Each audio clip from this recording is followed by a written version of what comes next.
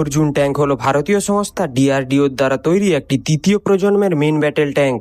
এর নামকরণ করা হয়েছে মহাভারতের যোদ্ধা অর্জুনের নামে। অর্জুন ট্যাঙ্ক তৈরি করার প্রধান উদ্দেশ্য ছিল ভারতীয় সেনাবাহিনীর জন্য একটি অত্যাধুনিক দেশীয়ভাবে ডিজাইন করা শক্তিশালী যুদ্ধাস্ত্র তৈরি করা। 1971 সালে বাংলাদেশের মুক্তিযুদ্ধের পর ভারত তার সাঁজোয়া বাহিনীর ক্ষমতা বাড়ানোর জন্য একটি নতুন মেন ব্যাটেল ট্যাঙ্কের প্রয়োজনীয়তা অনুভব করে। প্রাথমিকভাবে উদ্দেশ্য ছিল সোভিয়েত ইউনিয়ন থেকে কেনা T-72 ট্যাঙ্ক ভারতেই তৈরি করা, যা ইতিমধ্যে ভারতীয় সেনাবাহিনীতে ব্যাপকভাবে ব্যবহৃত হচ্ছিল। তবে T-72 ট্যাঙ্কের কিছু সীমাবদ্ধতা ছিল। এই ট্যাঙ্ক ওজনে তুলনামূলক হালকা এবং বর্ম অতটা মজবুত ছিল না, যার ফলে আধুনিক যুগের অ্যান্টি ট্যাঙ্ক মিসাইলের সামনে ধ্বংস হওয়ার সম্ভাবনা ছিল। এছাড়া T-72 ট্যাঙ্কের গোলা বারুদ রাখার জায়গা খুব একটা সুরক্ষিত ছিল না। বাইরে থেকে ছোটখাটো আঘাত লাগলে গোলা বারুদে বিস্ফোরণ ঘটতে পারত। তাই 1980-র সময় থেকে একটি নতুন ইউরোপীয় ধাঁচের ট্যাঙ্ক তৈরির নকশা ডিজাইন করা হয়।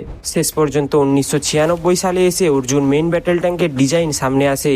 ভারতীয় সেনাবাহিনী 2000 সালে 128টি MK1 ভার্সন অর্ডার দেয়, যা 2004 সালে ডেলিভারি করা হয়। সেই থেকে ট্যাঙ্কটি সার্ভিসে রয়েছে।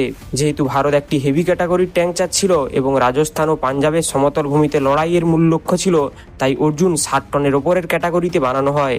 অর্জুন ট্যাঙ্কের মূল অস্ত্র 120 মিলিমিটারের রাইফেল গান, যা দিয়ে armour piercing round, laser guided missile এবং থার্মোবরিক রাউন্ড নিক্ষেপ করতে পারে।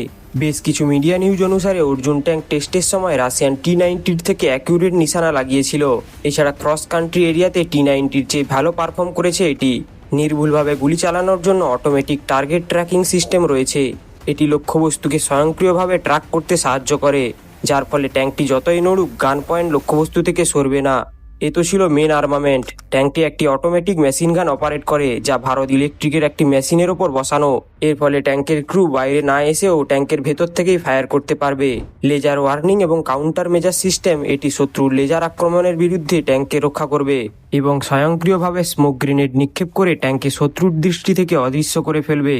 ট্যাঙ্কের কামান্ডার যাতে 360 দেখতে পায় তার জন্য প্যানারোমিক সাইট রয়েছে।